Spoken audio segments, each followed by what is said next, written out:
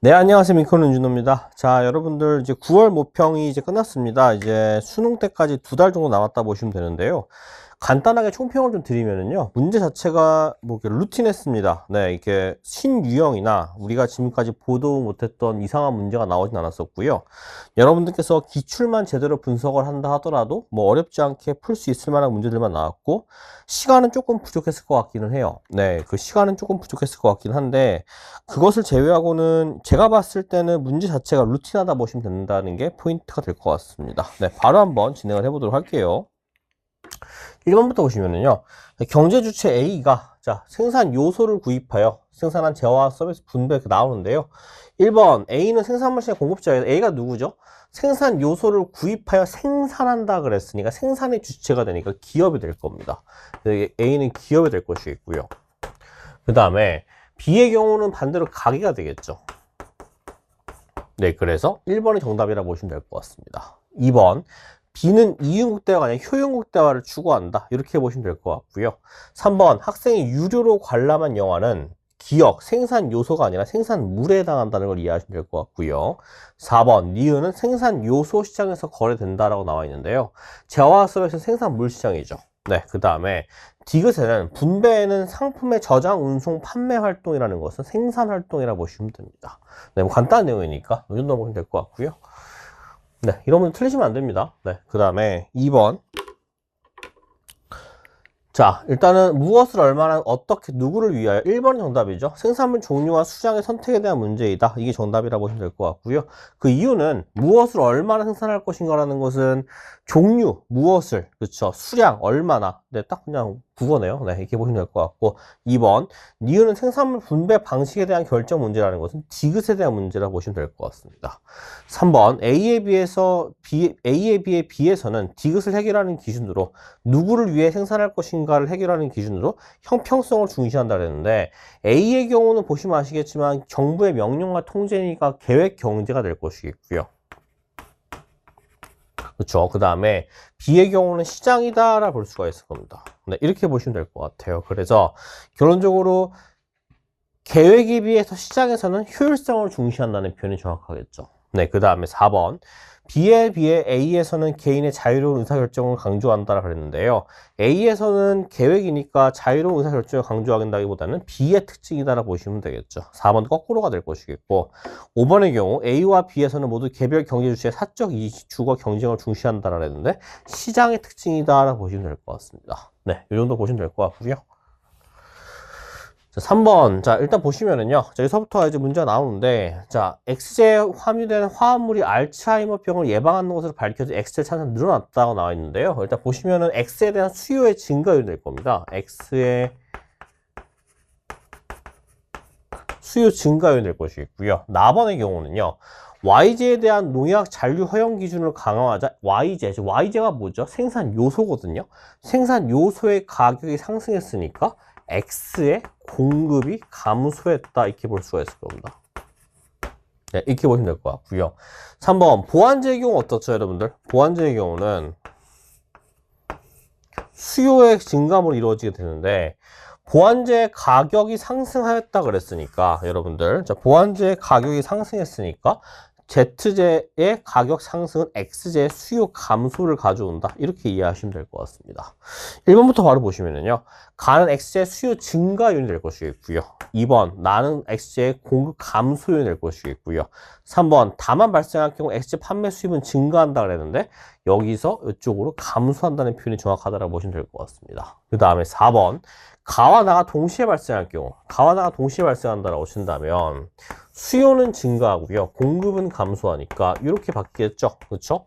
그래서 균형 가격 여기서 여기로 상승한다라는 표현이 정확하다라고 볼 수가 있을 겁니다. 근데 마지막 5번의 경우는 나다가 동시에 발생할 경우라 그랬으니까요, 나와 다는요, 일단 나의 경우는 공급이 감소하죠. 수요가 감소하죠. 네, 일로 간다가 될 겁니다. 그래서 균형거래량은 100% 감소할 수밖에 없겠구나. 이렇게 정의하시면 된다는 게 포인트가 되겠죠. 네, 간단한 내용이었고요. 그 다음에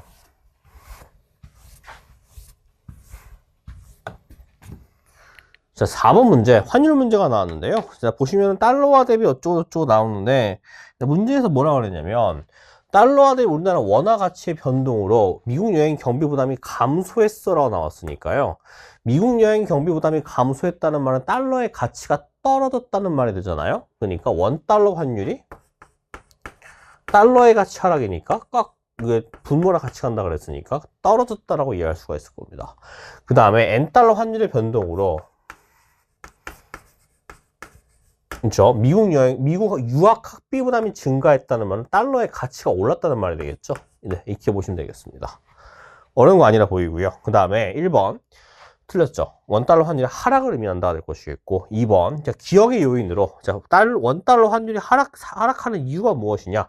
2번이 정답이네요. 자 보시면은 외환시장에서 수요와 공급이 있을 때 만약에 우리가 수출이 증가한다라 그러면은 수출을 함에 따라 달러가 우리나라로 들어오죠. 그러니까 공급이 증가한다 이렇게 이해할 수가 있을 겁니다.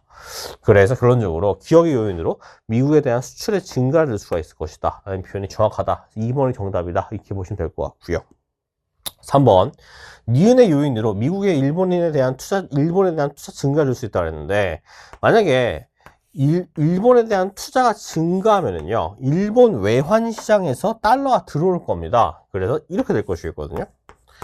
이 말 이해되세요? 그래서 결론적으로 미국인의 일본에 대한 투자를 증가한다라고 한다면 일본 시장에서 일본의 외화 시장에서 달러의 공급이 증가할 것이기 때문에 N달러 환율은 떨어질 수밖에 없겠다 이렇게 이해할 수가 있을 거예요. 그러니까 3번은 틀렸다 할 것이겠고 4번 기억으로 인해 우리나라로부터 원자재를 수입하는 미국의 미국의 기업의 비용 부담은 증가하겠죠. 왜냐하면 원달러 환율이 떨어졌으니까 달러의 가치가 떨어졌잖아요. 원화의 가치가 오른 거죠. 그러니까 원화의 가치가 오른 거니까 원화를 살 때 비싸게 살 수밖에 없을 겁니다. 그러니까 우리나라 원자재를 수입할 때 미국 기업의 비용 부담은 증가할 수밖에 없겠죠. 5번의 경우 니은으로 인해 일본 기업의 달러화 표시 외제 상환 부담은 감소할 것이다가 나오는데요. 니은으로 인해 자 이거 보시면 N달러 환율이 상승했죠. 그러니까 엔화의 가치가 떨어졌으니까 엔화 입장에서는 달러를 살 때 비싸게 주고 사야 되잖아요. 달러의 가치가 올랐으니까. 그러니까 외채 상환 부담은 증가할 수밖에 없겠다. 이렇게 이해하시면 될 것 같습니다. 네, 이 정도 수준이었고요. 뭐 앞에 페이지야 뭐 간단한 내용들이니까요. 그 다음에 5번도 이제 우리가 알고 있는 외부 효과가 나왔는데요. 외부 효과 한번 잠깐 보시면은요. 지금 소비 측면에서만 X제 시장에서 나왔고요. 소비. YZ와 Z제 시장에 생산이 나왔습니다. 자, 그럼 일단은 X제 시장에서는 수요만 변동해야 되고요. YZ제 시장에서는 생산만 변동해야 돼요. 자, 그러면 일단은 X제 시장에서 이렇게 나왔다라고 하신다면 잘 보세요. 가격이 하락하고 감소했으니까 거래량이 감소했으니까 일로 가야 되겠죠. 네, 이게 사회라고 보시면 될 것 같습니다. 얘가 시장이 된다 이렇게 보시면 될 것 같고요. 이게 X제 시장이었고요. 그 다음에 YZ 시장의 경우는 이렇게 나와 있는데 가격은 상승하고 거래량 감소했으니까 일로 가게 되겠죠. 근데 이게 사회가 될 겁니다. 네, 이게 시장이 되겠죠. 그 다음에 써볼게요. 좀 여기다가 XJ, YJ, ZJ의 경우는 이렇게 볼 수가 있겠죠. 자, 가격이 하락하고 거래량이 증가했으니까 일로 간다라고 보시면 될 것 같습니다. 이게 사회고 시장이다 이렇게 정리해 주시면 돼요. 그러니까 결론적으로 무슨 말이냐면 가격과 거래량이 변동한 후 있죠. 그게 바로 뭐가 될 것이다? 사회적 가격이 될 것이고 거래량이 될 것이다 이해하시면 돼요. 왜냐면 사회적 최적 수준에 도달하였다라고 나와 있잖아요. 그러니까 여기서 어떻게 변동했을 때 사회적 최적 수준이 어디냐 이게 바로 여기다 이렇게 보시면 된다는 게 포인트가 되니까 여기를 사회라고 딱 그어주고 시작하시면 된다는 게 포인트가 돼요. 그러면 1번부터 보시면은요 정부 정책 시행 전에 X제 소비의 사적 편익이 시장이죠. 사회적 편익보다 크다. 네, 맞네요. 기업번호 정답이고요. 니은번 정부의 정책 시행 전 YZ 시장의 사회적 최적 그거부터 사회적 최적 거래량이 시장 거래량보다 많다라고 나와 있는데요. 보시면은 YZ 시장에서 사회적 최적 거래량은 여기죠. 그렇죠? 시장 거래량은 여기죠. 이게 더 큽니다. 네, 그러니까 2번은 틀렸다가 된다는 게 포인트가 되고요. 3번 정부 정책 시행 전에 Z제 시장의 사적 비용이 사회적 비용보다 크다. 네, 정답이고요. 4번 정부는 X의 소비자, 생산자에게 모두 보조금을 지급했다 그랬는데 Z제의 경우는 시장을 사회로 낮춰줘야 되니까 보조금을 지급한 게 정답이거든요.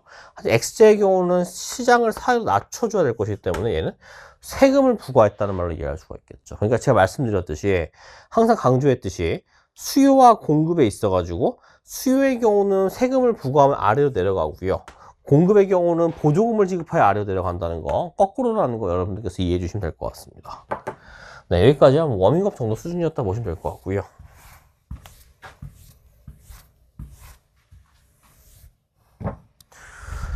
자, 그 다음에 다음 페이지 6번부터 좀 보도록 하겠습니다.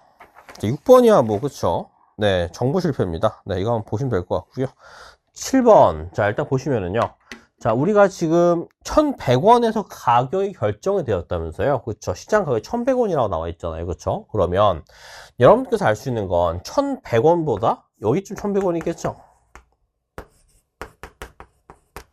최대 지불 용의는 1,100원보다 높은 사람들이 소비한다가 될 것이겠고요. 그 다음에 최소 요구 금액은 공급이 될 것이기 때문에 1,100원보다 낮은 사람들이 공급한다.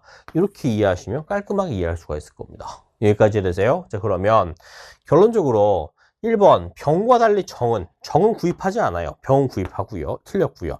시장 거래량은 하나, 둘, 셋, 세 세트니까 3개가 된다는 게 포인트가 됩니다.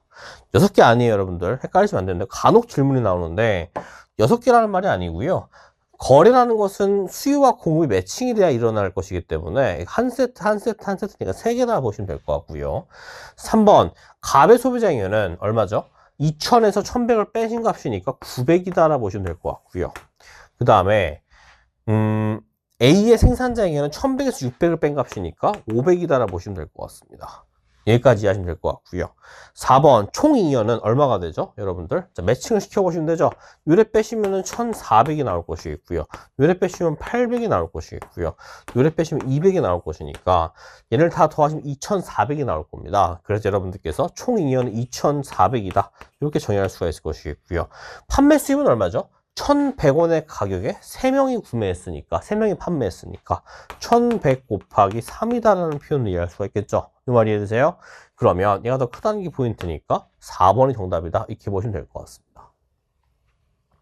그 다음에 5번의 경우는 100원의 보조금을 지금 아래로 내려간다면서요. 최소 요금이 아래로 내려갈 겁니다. 500, 700, 900, 1200, 1500 이렇게 내려가는데 그럼에도 불구하고 매칭을 시켜본 결과 시장 거래량은 1,100원에서 우리가 900과 1200까지 매칭이 되고요.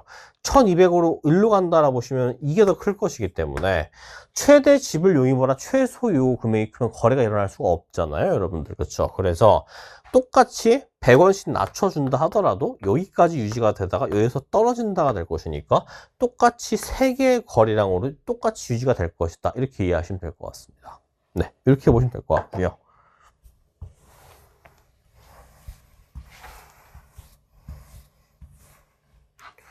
자, 그 다음에 8번 문제를 좀 보시면요. 자, 가격 규제 정책이 나오는데 일단은 문제에서 뭐라 그랬냐면은 T 플러스 1기에는요. 수요량이 4만 개 증가했다 그랬으니까 찍어보세요. 여기서 4만 개 여기잖아요. 그쵸?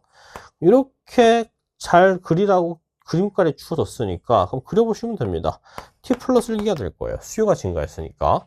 그 다음에 T 플러스 2기의 경우 어떻게 했어요? 6달러를 규제하는 실효성 있는 가격 규제 정책을 시행하였다 그랬으니까 이렇게 그어보시면 됩니다. T 플러스 2기라고. 여기까지 되세요? 자, 그러면 1번.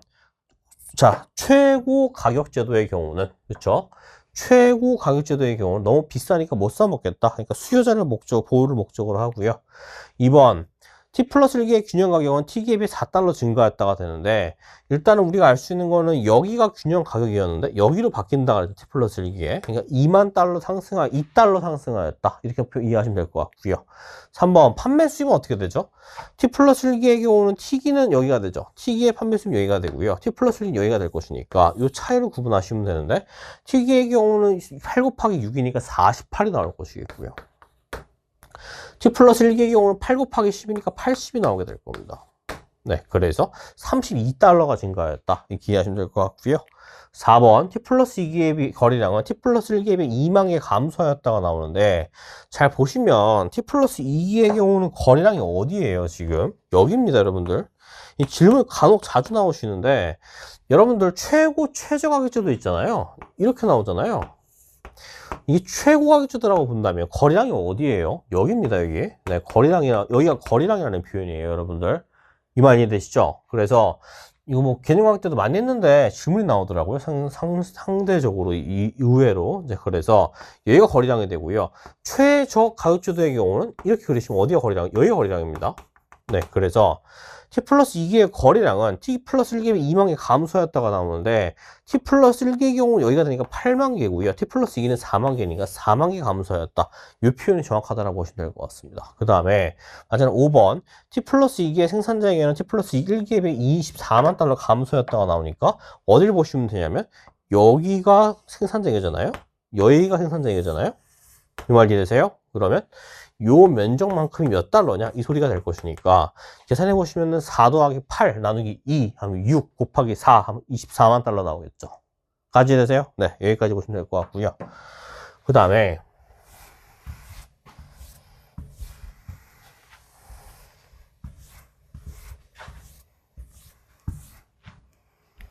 자, 9번 문제, 달리 복리 문제인데요. 자, 원금에 대해서만 이자를 계산하니까 달리가 될 것이고요. 그럼 복리가 된다는 걸 이해할 수가 있을 겁니다. 자, 그러면 1번. 자, 입출금이 자유로운 요금을 예금이 아니죠. 정기예금과 요금을 예금은 다른 겁니다, 여러분들. 헷갈리시면 안 되고요.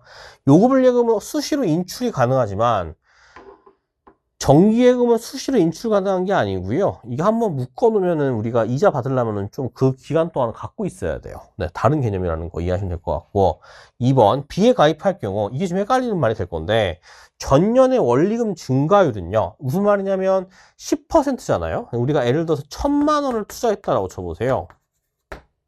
1,000만 원을 투자했는데 1년 동안 얼마 이자가 불죠? 10%가 불죠? 1.1이 될 겁니다. 그러면 이뿐 1.1에 대해서 또 1.1이 나오게 될 것이니까 결론적으로 원리금 증가율은 연 이자율과 일치할 수밖에 없다는 게 포인트가 되겠죠. 이 말 이해되세요? 그래서 달리의 경우와 다르게 복리의 경우는요, 1.1만큼 증가했다라고 본다면 여기에 덧대어서 또 10%가 증가할 것이기 때문에 이와 같이 원리금 증가율과 연 이자율이 매년 같을 수밖에 없겠다는 게 표현이라고 보시면 될 것 같습니다. 3번, 예치기간이 2년이 되는 시점에서 A와 B가 같다라고 그랬는데 계산해 보시면 되죠. 복리의 경우는 10%니까요. 우리가 1.1 곱하기 1.1 하시면 1.21 나오거든요. 근데 달리의 경우는 1.05 더하기 1.0을 해보시면 1.21이 나옵니다. 여기까지 되세요? 그래서 결론적으로 원리금 A와 B가 같다라고 나와 있는데 우리가 지금 1.05가 아니구나. 죄송합니다. 10.05니까 1.105 더하기 1.105 네, 이렇게 나오겠죠. 죄송합니다. 그래서 여러분들께서 알 수 있는 거는 얘는 10%고요. 얘는 10.5%잖아요. 계산해 보시면 얼마니 이게? 1.1 곱하기 1.1이니까 그쵸. 우리가 지금 원리금이 얼마냐고 물어봤으니까 1.1이 나오니까요. 둘이 더하시면 2.2가 나오고요. 그쵸. 곱하기가 아니라 더하기로 보셔야 되겠죠. 그 다음에 얘를 계산하신다라고 본다면 얼마가 나올 것이냐면 이게 얼마니? 계산이 안 되니? 1.05 더하기 1.05 하시면은요 0.12 네, 1.21 네, 1.1이 나오겠죠. 네, 그래서 이렇게 보시면 되겠습니다. 여기까지 되세요? 그래서 결론은 무슨 말이냐면 다시 한번 설명을 드리면 저도 순간에 계산 헷갈렸는데 잘 보세요. 자, 우리가 달리의 경우는요 1,000만 원이잖아요. 10.5%면 얼마예요? 달리의 경우. 자, 이게 지금 1년치 이자잖아요. 그쵸? 그 다음에 2년치 이자는 여기다가 10.5%를 더 더한 놈이 될 거잖아요. 여기까지 되세요? 그러면 얘는 얼마가 되냐면 121만 원이 됩니다. 왜냐면은 10.5 더하기 10.5가 얼마가 될 것이냐면 나는 왜 계산을 못하고 있니? 21이 될 것이기 때문에 우리가 21%의 이자가 들어오게 된다는 게 포인트가 될 것이기 때문에요. 그 다음에 결론적으로 210만 원이 되겠죠. 120만 원에 1120만 원이 되겠죠. 1210만 원. 죄송합니다. 네. 이렇게 나온다가 포인트가 되거든요. 그러면 2년치 이자가 얼마가 될 것이냐면 210만 원이다. 이렇게 이해할 수가 있을 거예요. 여기까지 되세요? 그런데 복리의 경우는 어떻게 될 것이냐면 이자가 붙는 시스템일 것이기 때문에 1000만 원에 1.1이 붙으면 이게 원리금이거든요. 여기다가 곱하기 0.1을 또 해주셔야지만, 그렇죠? 그럼 얘는 얼마가 될 것이냐면은 1.1 곱하기 1.1, 1.1이 나오잖아요. 그래서 얘도 1210만이 나오게 된다는 거. 0.1, 1.1이 되겠죠. 원리금이라고 보시면 되니까요. 네, 이렇게 보신다는 게 포인트가 될 겁니다. 그래서 결론적으로 디귿번 보시면은요, 2년이 되는 시점에서 원리금은 우리가 달리의 경우도 이자가 210만 원이 붙어가지고 1210만 원이 나온다가 포인트가 되고요. 복리의 경우도 1.1 곱하기 1.1이 붙어가지고 1210만이 나온다는 게 포인트가 된다는 걸 이해할 수가 있다는 게 포인트가 되겠죠. 그 다음에 리을번의 경우, 자 보세요. 자, 달리의 경우는요, 10.5%의 이자와 10%의 이자가 나오게 되는데 지금 짧은 기간 동안에는 달리가 이자가 크죠. 그런데 복리는 이자가 불기 때문에 2년치에 대해서는 이자와 원리금이 일치할 거거든요. 2년치, 딱 2년치가 됐을 때. 2년치가 넘어가게 된다라고 친다면 이자가 뿌니까 복리는 이렇게 증가하고 달리 이렇게 증가한단 말이에요. 그러면 여러분께서 알 수 있는 것은 얘가 2년이라 보시면 되거든요. 2년. 자, 그러면 2년이라 보시면은 일단은 여기서 복리는 이렇게 증가할 것이겠고 달리는 똑같이 증가한다는 것이니까 2년치 이후에 대해서는 복리의 경우가 오히려 발생하는 이자가 더 클 수밖에 없겠다는 걸 이해하시면 될 것 같습니다. 네, 이 정도 이해하시면 될 것 같고요. 계산하다 좀 절었는데, 네, 일단 보시면 될 것 같습니다.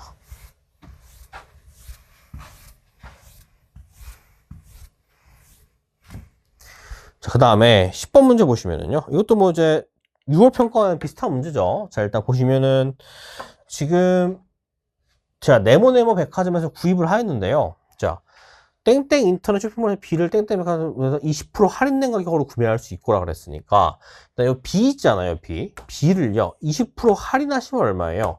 또 계산도 안 되니 1.1을 빼 4.8 나오겠죠. 그렇죠. 4.8이 나올 것이고요. 여기다 배송비 3,000원을 더해야 3,000원이면 0.3이죠. 3,000원을 더해야 되니까 5.1. 네, 이게 결론적으로 여러분들이 구할 수 있는 가격이 될 겁니다.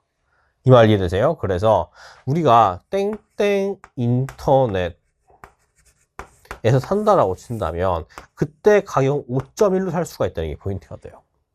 여기까지 이해되세요? 자, 그러면 1번부터 바로 한번 볼게요. 자, 기억으로부터 판단할 나는 17이 될 수 없다라고 나와 있는데 이게 왜 그러냐면 나가 17이라고 가정을 해보세요. 귀주법을 써볼게요. 자, 일단은 나가 17이라고 보시면은요.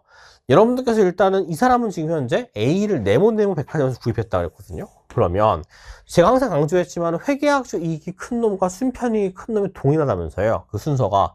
근데 얘는 B가 나가 17이면 얘가 6이니까 11의 회계학적 이익을 얻을 수가 있을 것이거든요. 그렇죠? 그런데 얘는 지금 가격이 얼마인지는 모르겠는데 10에서 가를 뺐을 때 11보다 커야지만 우리가 뭘 구매할 거예요. 네모네모 백화점에서 A를 구입할 거 아닌가요? 그렇죠? 그런데 보시면은 얘가 11보다 크려면은요 10 빼기 가가 11보다 크려면 가가 음수가 돼야 돼요. 근데 가가 음수가 될 수가 없잖아요. 가격이 어떻게 음수가 돼요? 그러니까 1번은 틀렸다가 될 수가, 1번은 17 될 수 없다라는 표현이 정확하다라고 보시면 될 것 같습니다. 까지 되세요? 그래서 결론적으로 이 문제의 포인트는 회계학적 이익으로 대수를 비교하시면 되는데 B의 경우는 현재 17만큼이고 6만큼이 되니까 11만큼이 무엇이 될 것이다? 회계학적 이익이 될 것이다. 그런데 11보다 크려면 가가 음수가 될 수밖에 없다. 말이 안 된다. 그러니까 될 수 없다. 하는 표현이 맞다가 될 것입니다. 2번 가와 나가 모두 17이라고 본다면 보시면 잠깐 지울게요. 자, 일단은 가와 나가 모두 7이래요. 자, 7이고 7이랍니다. 자, 그러면 1라는 선택을 하면 되겠다. 자, 1라의 경우는요, 환불하지 않고 A를 사용한다 그랬는데, A를 사용함에 따라 얻게 되는 회계학적 이익이 3이 되거든요. 그쵸? 근데 만약에 문제에서 1라이 합리적이라 물어봤는데, B의 경우는 어떻게 되겠죠? 7의 경우인데 환불을 하면 얼마에 살 수 있는 거예요? 5.1 할 수 있는 거 아닌가요? 그러니까 여기서 우리가 알 수 있는 건 1.9만큼의 무엇을 얻게 될 것이다? 이익을 얻게 될 것이다. 이렇게 볼 수가 있을 겁니다. 여기까지 되세요? 그러면 가나가 모두 7이라면 1안의 경우를 선택한다라고 치면은 3만큼의 이익을 얻게 되고요. B안의 경우를 선택한다라고 치면 1.9만큼의 이익을 얻게 될 것이기 때문에 당연히 2안보다 환불해서 다시 사는 것보다는 1안에서 그냥 스테이하는 게 낫겠죠. 네, 이렇게 보시면 될 것 같고요. 만약 디귿번의 경우가 좀 어려울 수 있는데요. 되게 쉬워요, 생각보다. 우리가 회계학 수 이게 대수만 비교하시면 되거든요. 자, 보시면 2안을 선택할 경우라 그랬으니까 2안을 선택한다, 인터시면 구입한다는 거잖아요. 그렇죠? 가와 나의 합은 15가 될 수 없다라 그랬는데, 여러분 잘 보시면 10에서 가를 뺀 게 뭐가 되는 거죠? A의 선택에 따라 회계학적 이익이 되는 거죠. 그런데 우리가 2안을 선택한다는 말은 나에서 5.1을 뺀 놈이 더 커야 한다는 말 아닌가요? 이 말 이해돼요?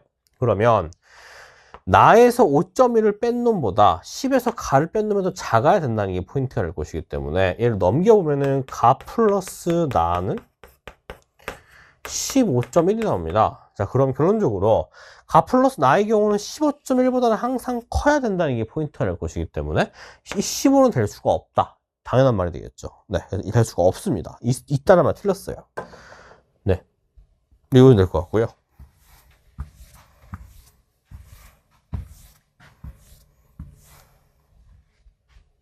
이게 10번 문제였습니다.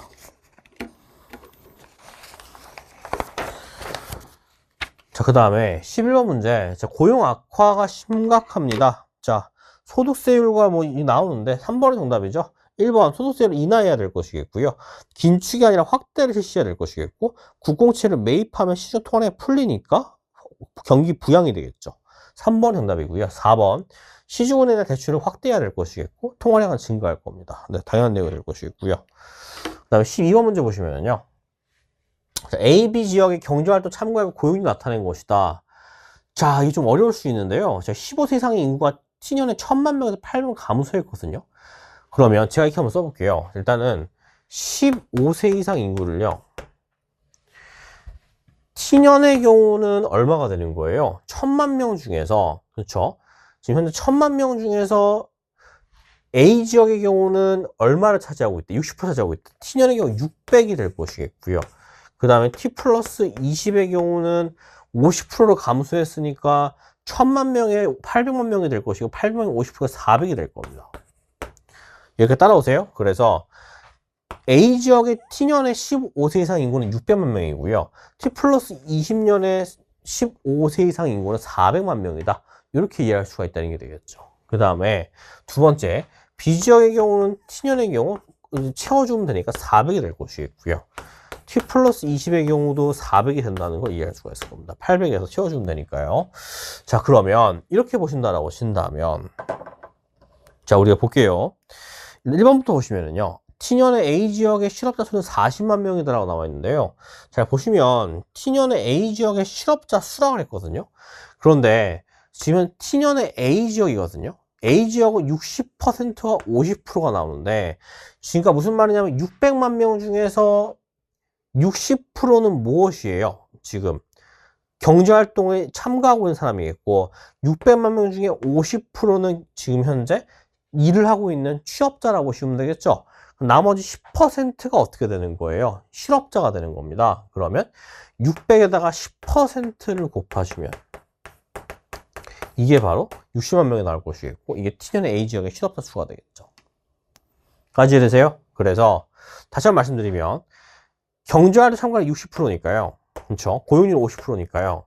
우리가 뭘 판단할 수 있을 것이냐면, 경제활동 참가율이라는 것은 15세분의 경이 되고요. 고용률은 15세분의 취가 되잖아요. 그럼 여러분들 뭘 유추할 수가 있냐면 15세분의 C를 유추할 수가 있을 겁니다. 얘는 얼마죠? 10%가 돼요. 그럼 결론적으로 15세가 몇 명이라고 그랬으니까 600명이라고 그랬으니까 10%를 곱하시면 60이 될 것이다. 이렇게 이해하시면 여러분들께서 깔끔하게 풀 수 있을 겁니다. 2번 T년의 B지역의 비경제활동 인구는 60만 명이더라 나와 있는데요. 잘 보시면은 현재 T년의 B지역의 비경제활동 인구라 했거든요. T년의 B지역이 나오는데 비경제활동 인구가 60만 명이냐? 일단은 지금 현재 경제활동 참가율이 80%니까 20%가 비경제활동이거든요. 그러면은 T년의 B지역의 경우는 400에다가 몇 프로를 곱한 20%를 곱한 80만 명이 나오게 된다는 게 포인트가 되겠죠. 400에 20%를 곱한 80이 나온다. 이래 보시면 될 것 같고요. 3번 T 플러스 20년의 B지역의 취업자 수는 T경과 같다라고 나와 있는데, 일단 보시면 T 플러스 20년의 B지역의 취업자 수는요, T 플러스 20년의 경우는 현재 400만 명 중에서 70%가 일을 하고 있고요. 취업자가 될 것이겠고요. 그 다음에 T년의 경우도 400만 명 중에 70%가 될 것이니까 둘 다 1에 80만 명 나오겠죠? 네, 그러니까 같다라는 표현이 정확하다고 보시면 될 것 같고 3번이 정답입니다. 4번 T 플러스 20년의 A지역의 실업률은 B지역보다 낮다라고 나와 있는데요. 잘 보시면 T 플러스 20년의 A지역의 실업률이라고 나와 있거든요. 그러면 얘는 지금 현재 실업률을 갖고 계산하셔야 된다는 게 포인트가 될 것이기 때문에 이 공식을 써보겠습니다. 고는 취경. 자, 그러면 여러분들, 자, 경제활동 참가율이 50%라면서, 고용률이 50%라면서요. 경활 참가율이 60%라면서요. 취업률은 60%에 50이 나올 거니까 여기까지 되세요? 자, 그러면 결론적으로 얘는 6분의 5가 나올 것이겠고, 반대로 실업률의 경우가 6분의 1이 나온다는 걸 여러분들께서 이해할 수가 있을 겁니다. 왜냐하면 취업률 더하기 실업률은 1이니까요. 그 다음에 두 번째 경우는 경제활동 참가율이 80%가 되고요.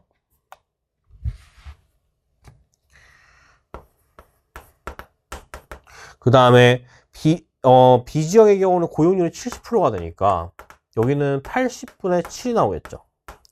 그러니까 얘는 계산하시면은 8분의 1이 나올 겁니다. 얘가 더 크네요. 그래서 A지역의 실업률은 B지역보다 높다라는 표현으로 이해하시면 될 것 같습니다. 까지 되세요? 그래서 결론적으로 요게 6분의 1이고 요게 8분의 1이니까 이게 더 크다는 말로 이해할 수가 있겠죠. 네, 그래서 여러분들께서는 제가 알려드린 공식, 고는 취경을 갖고 실업률을 물어봤다라고 하셨나요? 바로 캐치해내시면 될 것 같고요.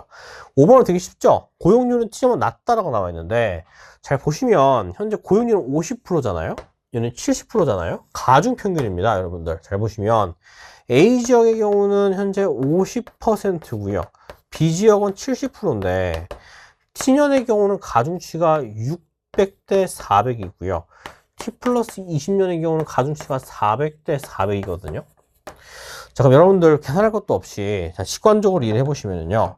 지금 현재 1000명 중에 600명이 일로 들어갔다 할 것이겠고, 나머지 일로 들어갔다 할 것이잖아요. 그렇죠? 여기까지 되세요? 자, 그러면 50%와 70%가 나온다라고 쳤을 때, 이쪽에 가중치가 많이 들어갔으니까 T년의 경우는 50% 쪽에 가깝겠죠. 까지 되세요? 그런데 T 플러스 20년의 경우는 400, 400으로 일정하니까 1대1이잖아요. 그래서 60%가 나오거든요. 여기까지 되니? 자, 그러면 여러분께서 알 수 있는 건 T 플러스 20년의 경우 고용률의 평균은 60%가 나오는데 T년의 경우의 고용률은 60, 600 쪽에도 가까웠게 10분의 6, 10분의 4니까요. 10분의 6에 여기다 곱해주시는다면 60%보다 작게 나올 겁니다. 네, 그래서 T 플러스 20년의 고용률은 T년보다 높다가 된다는 게 포인트가 되겠죠. 네, 이렇게 보시면 될 것 같습니다.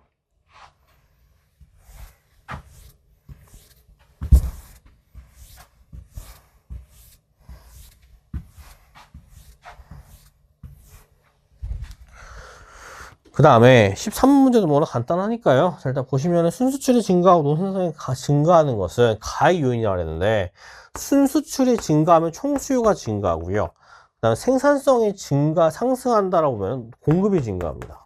네, 가는 틀렸죠. 2번 투자 지출이 감소하고, 자, 총수요 감소하고요. 수입 원자재 가격이 하락한다면 공급이 증가하는 요인이 될 겁니다. 네, 그래서 2번이 정답이다. 이렇게 보시면 될 것 같고요. 이걸로 가잖아요. 그렇죠? 3번 가로 인해 스태그플레이션 아니죠. 스태그플레이션은 물가가 상승하고 GDP가 감소해야 됩니다. 가는 물가가 일정하니까 틀렸고요. 4번 화폐 구매량은 증가하겠죠. 물가가 반비례니까요. 5번 나와 달리 가는 총수요 감소가 나타난다가 나와 있는데, 나와 달리 가는요, 가의 경우는 총수요가 감소하고요, 총 공급도 감소해야 돼요. 네, 그러니까 5번은 틀렸다고 보시면 될 것 같습니다.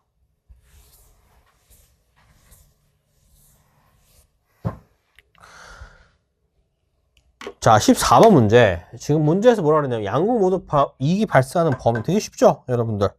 자, 일단 잘 보시면은 현재 지금 을국의 생산 가능성 변함이 없으며 X제 한 개당 기회비용 2분의 1개로 일정하다고 나와 있습니다. 자, 그러면 여러분들께서는 이 A를 지나면서 기울기가 2분의 1인 직선을 그려주시면 이게 바로 T기와 T 플러스 1기의 을구가 생성하는 곡선이 된다는 걸 이해할 수가 있겠죠.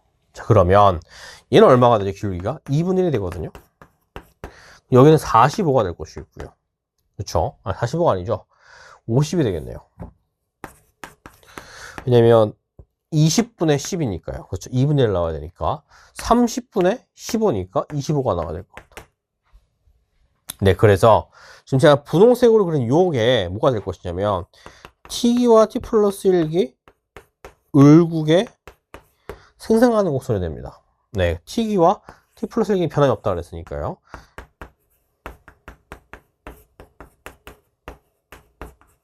네, 이렇게 보시면 될 것 같고요. 자, 그러면 기울기를 한번 구해볼게요. T기의 경우는 기울기가 얼마죠? 20분의 40이니까 2가 되고요. 얘는 기울기가 얼마가 되죠? 30분의 40이니까 3분의 4가 됩니다. 자, 그러면 1번부터 볼게요. 을국은 x제 15개와 y제 20개를 동시에 생성 가능하냐 물어봤는데 x제 15개라 보시면 여기 좀 있거든요. 그렇죠? 근데 y제 20개라 보시면 이거 다시 한번 그려보면 여러분들께서 잘 보시면 을국 이렇게 그려졌잖아요. 50과 25. 그러니까 요 곡선상 위에 15,20이 존재하느냐는 소리가 될 것이니까 15는 여기 있잖아요. 여기 35만큼 감소했죠. 17.5만큼 증가할 수가 있겠죠. 이거 이해되세요? 35니까 2분의 1이니까요. 그러면 15,20은 여기에 있을 거 아닌가요? 네, 이거 생산할 수가 없겠다가 된다는 게 포인트가 됩니다. 이래 보시면 될 것 같고요. 그 다음에 2번 갑국의 X장기 생산의 기회비용은 증가했다가 나오는데 기울기가 완만해졌죠. 네, 그러니까 이 T 플러스 1기에 T 플러스 T기에 비해 T 플러스 1기 감소했다. 이렇게 이해할 수가 있겠죠. 네, 간단한 내용이고요. 3번 갑국은 T기의 Y제 생산의 비교율을 가지고 맞죠? T 플러스 1기에도 Y제를 가집니다. 기울기가 가파르니까요. 4번 3대5의 교환 비율은 기억에 포함되지만 맞죠? 왜냐면 3대5라는 건 3분의 5잖아요. 지금 현재 T기의 경우는 교역 비율이요 2분의 1에서 2 사이에 있으면 돼요. 3분의 5는 요 사이에 포함되죠. 그러니까 맞죠. 하지만 T 플러스 1기의 경우는 어떻죠? 2분의 1에서 3분의 4가 되니까 3분의 5는 여기 있네요. 따라오세요? 네, 틀렸죠. 그러니까 포함되지 않다가 맞습니다. 4번이 정답이고요. 5번 T 플러스 1기의 을국의 X제 30개와 Y 24개 소비하였다면 자, 교환비 6대5다가 나오는데 일단은 지금 T 플러스 1개 을국의 X제 30개와 24개를 소비하였다 그랬으니까 30개는 여기 있네요. 네, 그러면 여기가 지금 10개니까 24개는 여기쯤 있겠죠. 그렇죠? 30,24 이렇게 나오겠죠. 자, 그러면 여러분들이 알 수 있는 건 얘를 그리면 을국의 소비 가능 곡선 이렇게 그려질 거 아닌가요? 그렇죠? 그럼 이 파란색 기울기를 구해보세요 라고 한다면 20분의 24니까 5분의 6이 나올 겁니다. 근데 문제는 교환 비율이라는 것은 교역후 소비 가능 곡선의 기울기잖아요. 그런데 6대5가 아니라 5대6이 돼야겠죠. 그렇죠. 5분의 6이 나오고 있으니까요. 그렇죠. 헷갈리시면 안 됩니다. 네, 이런 페이크 문제 알아두시면 될 것 같고요.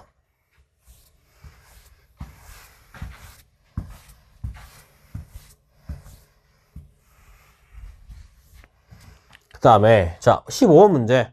자, 일단 얘도 그려보시면 됩니다. 자, 일단 잘 보시면은 수요랑 공급량이 나오니까요. 이렇게 그렸어요. 이렇게 그렸고요. 자, 그랬을 때 15개 이렇게 나오는데 현재 지금 가와 나중에 한 개를 실시한다라고 나와 있으니까요. 수입되는 관세고 뭐고 간에 일단 $20 국제 가격이 될 것이기 때문에 조금만 그림을 그려보죠.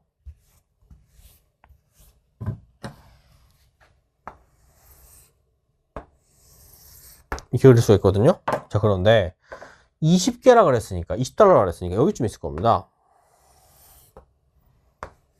네, $20일 때 국내 수요가 50개가 되고요. 국내 공급량 10개가 되나 보시면 됩니다. 네, 이렇게 나와 있을 것이겠고요. 그 상태에서 잘 보시면 현재 가번부터 해볼게요. $10의 관세를 부과했습니다. 자, 그러면 여기서 30으로 올라가겠죠. 그렇죠? 그러면 얘는 수요량이 40이 되고요. 20이 됩니다. 여기까지 되세요? 자, 그러면 이렇게 보신다라고 친다면 자, 우리가 여기서 어디 한번 볼게요. 남원도 그려야 되니까 남원의 경우는 이렇게 그려질 것이겠고요. 그쵸? 여기가 10이고 50이죠. 그런데 남원의 경우는 뭐라 그랬냐면 수입되는 관세 5달러를 부과했습니다. 25가 되겠죠. 여기 좀 있겠네요. 자, 그러면 얘는 얼마가 될 것이냐면 15가 45가 될 것이겠거든요.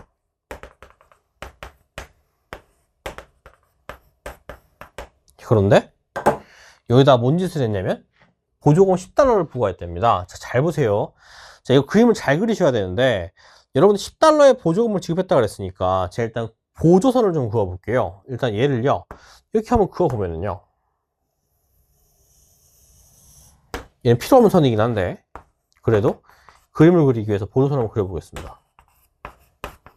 이렇게 나오겠죠? 그렇죠? 그런데 10달러만큼 보조금을 지급했으니까 아래로 내려갈 것이거든요. 근데 얼만큼 어떻게 내려갈 것인가, 이게 포인트가 되는데요.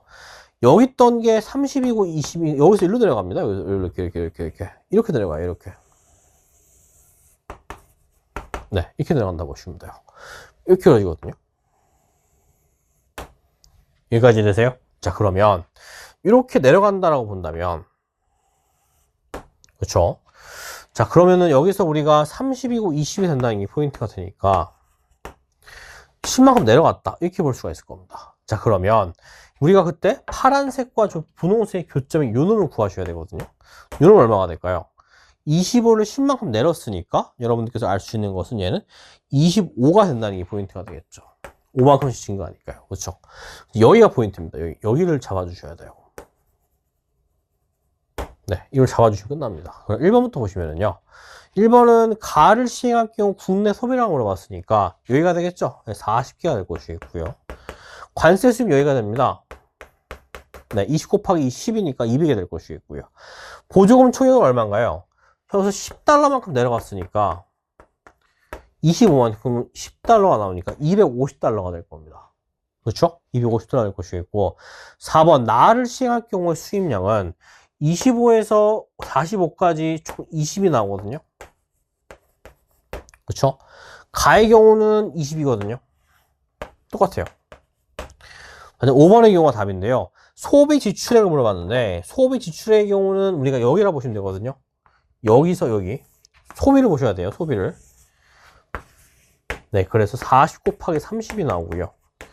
계산하시면 1200이 나오고요. 여기는 여기를 보셔야 되거든요. 여기를 45에다가 25로 곱하시면 되거든요. 얘는 계산하시면은 1125가 나와요. 네, 계산 한번 해보세요. 네, 그래서 75채가 나옵니다. 네, 이렇게 보시면 될 것 같고요.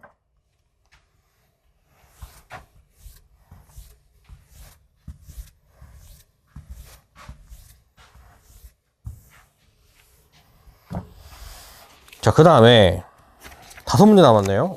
생각보다 오래 걸리네요. 예, 생각보다 오래 걸리네요. 네, 그 다음에 지금 보시면은, 자, 7월 지출이 10% 증가했다 이렇게 나오니까요.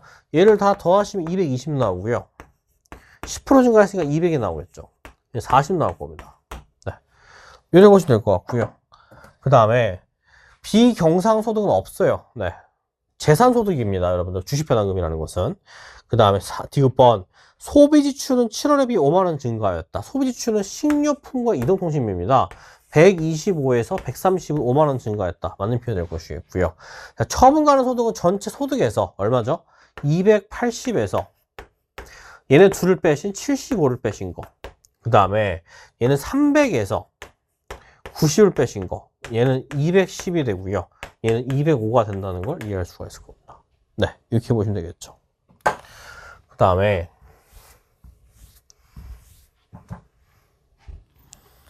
17번 문제 보시면요. 자, 수취액이라고 나와 있는데 수출 빼기 수입이죠, 여러분들. 자, 그러면 현재 갑국의 상품 수지가 20억 달러 흑자라 그랬으니까요.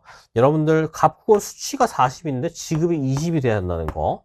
그 다음에 결론적으로 상품 수지가 20만큼 흑자라는 거, 40만큼 흑자라는 거, 20만큼 흑자라는 거, 이렇게 볼 수가 있겠죠. 30이 될 겁니다.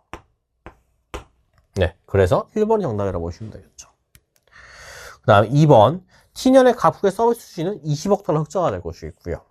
그 다음에 3번 T 플러스 1년의 가폭의 경상 수지는 마이너스 10 플러스 20이니까 플러스 10이 될 겁니다. 네, 그러니까 가폭의 경상 수지는 T 플러스 1년 흑자가 되겠죠. 그러니까 외화 공급이 증가해서 환율이 하락할 거니까 가폭통화의 가치는 상승할 겁니다. 거꾸로죠. 4번 T 플러스 1년의 을국은 해외 지식재산권 사용료를 포함하는 항목이 20억 달러 흑자에 들어가 나와 있는데요.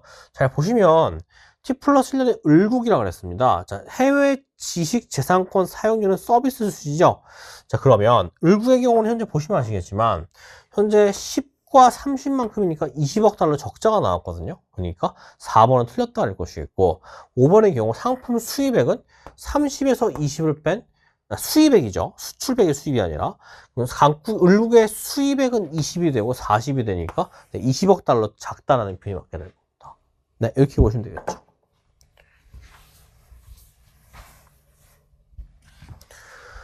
자, 그 다음에 18번 이거 어려운데요. 여러분들 이거 제가 고난도 칠 때 했거든요. 여러분들 고난도 칠 때 비슷한 문제 했었는데 자, 여러분들 자 보세요. 지금 문제에서 뭐라 그랬냐면 생산 비용 때문에 4번 때문에 여러분들 5번 때문에 헷갈리시는 분들 많을 건데 지금 보시면 중간재와 노동이 나오잖아요. 여러분들 생산 비용은 뭐예요? 임금, 이자, 지대, 중간재 이 네 개가 생산 비용입니다. 여러분들 자, 그러면 여기서 임금, 이자, 지대 중에서 이자, 지대는 없으니까 임금 플러스 무엇이 뭐예요? 임금 플러스 중간재 비용의 생산 비용이 된다는 게 포인트가 되겠죠. 자, 그러면 해석을 좀 해볼게요. 자, 일단 얘가요. 지금 현재 300달러만큼이 나와 있고 여기는 400이 나와 있고요. 여기는 1000이 나와 있습니다. 자, 그런데 X제는 전량 무엇으로? 중간재로. Y제는 전량 중간재로. 그러면 X제는 부가가치를 계산해 보신다고 하시면 무에서 유를 창출했기 때문에 300이 되고요. 300으로 넘어갔으니까 얘는 400을 300으로 만들었으니까 100이 될 것이겠고요. 얘는 400이 넘어갔으니까 600이 되겠죠. 이 말 이해되세요? 자, 무슨 말이죠? 1000에서 400을 빼면 600이 나오죠. 따라오세요? 그래서 Z제의 부가가치 600입니다. 그러면 이 지금 동그라미 층이 부가가치거든요. 이게 부가가치 합이 뭐랑 동일하죠? 바로 GDP랑 동일합니다. 그래서 기업권은 1000억 달러가 나온다는 게 포인트가 되겠죠. 자, 그 다음에 2번 B기업이 창출한 부가가치는 얼마죠? 100이죠. GDP 1000에 100이니까 10%가 될 것이겠고요. 3번 임금 문제 나왔는데 임금 50%를 지급한다 그랬죠. 여기다 임금을 지급한 금액을 옆에다 써보시면 150만큼의 임금을 지급했을 것이겠고요. 50만큼의 임금을 지급했을 것이겠고요. 300만큼의 임금을 지급했을 것이다. 이렇게 나와 있을 겁니다. 그러면 3번 A기업이 지불한 임금은 150이 되고요. C기업이 지불한 임금은 300이 되니까 네, 우리가 정답이 3번은 틀렸죠. 그렇다면 4번 생산 비용은 뭐라고 그랬죠, 여러분들? 임금, 이자, 지대 중간재입니다. 그러면 생산 비용은 임금, 이자, 지대, 임금 중간재니까 자, 우리가 지금 A의 경우는 생산 비용이 얼마예요, 여러분들? 현재 A의 경우는 150만큼의 임금을 지급했으니까 150만큼의 임금만 들어가지고 중간재는 없으니까 그렇죠. C의 경우는 어떻게 했어요? B의 경우는 어떻게 했어요? B의 경우는 여러분들께서 알 수 있듯이 50만큼의 임금을 썼죠. 거기다가 또 뭘 했어요, 여러분들? 지금 중간재를 300만큼 투여를 했습니다. 그러니까 중간재 비용도 생산 비용이니까 350이 나온다. 이렇게 볼 수가 있습니다. 2배보다 크죠.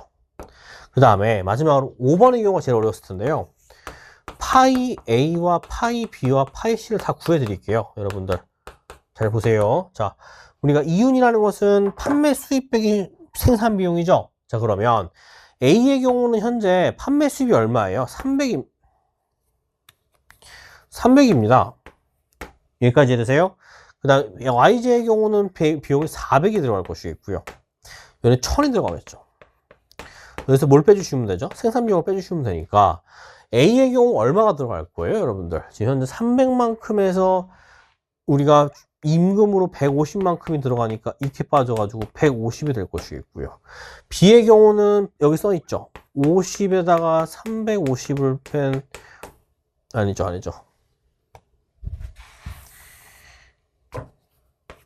50에다가 300을 더한 50이 나오게 될 것이고요. 가지되세요? 마지막으로 C의 경우는 얼마가 되겠어요?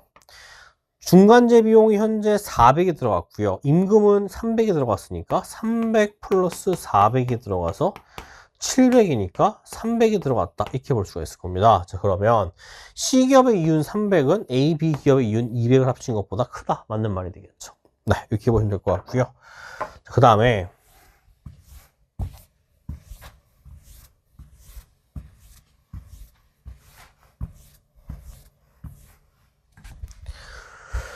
자, 그 다음에 19번은 제가 말씀드린 로우 공식이에요, 로우 공식. 자, 일단 해석을 좀 해보시면은, 여러분들 일단은 경제 성장률은요, 물가 상승률은요, 무엇과 근사치를 일치한다? 명지 증가율과 일치한다. 이렇게 보시면 될 것 같습니다. 뭐라고 썼니? 여기다가 지금 다시 한번 써볼게요. 이쁘게 써보죠. 네, 잘 보시면은,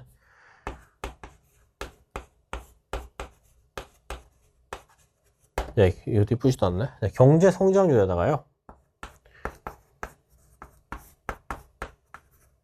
제 개념 강의 나와 있죠? 네, 이게.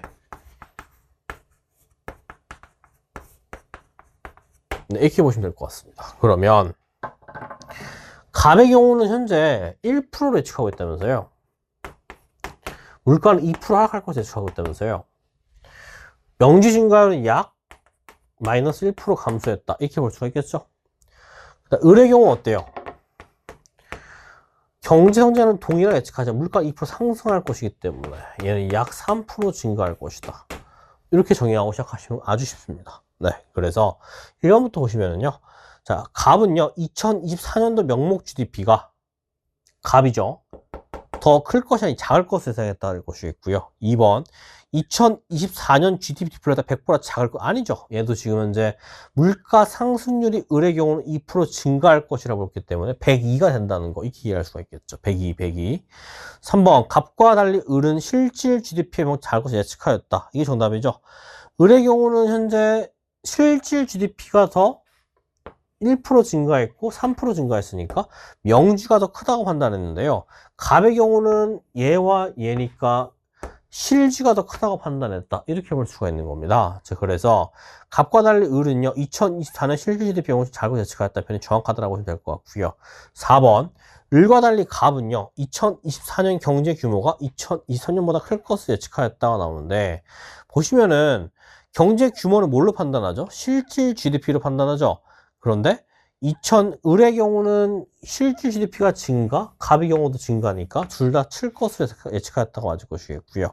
마지막 5번의 경우 갑과 을은 모두 2024년 실질 GDP 증가율, 명목 GDP 증가율도 클 것으로 예측하였다고 나오는데, 잘 보시면 2024년도 실질 GDP 증가율이 갑의 경우는 1%, 얘는 마이너스 1%니까 얘가 더 크다 판단했고요. 얘가 더 크다 판단했으니까 틀렸다가 한다는 거 바로 캐치할 수가 있겠죠. 을이 틀렸습니다. 자, 그 다음에 마지막 문제 풀고 마무리할게요.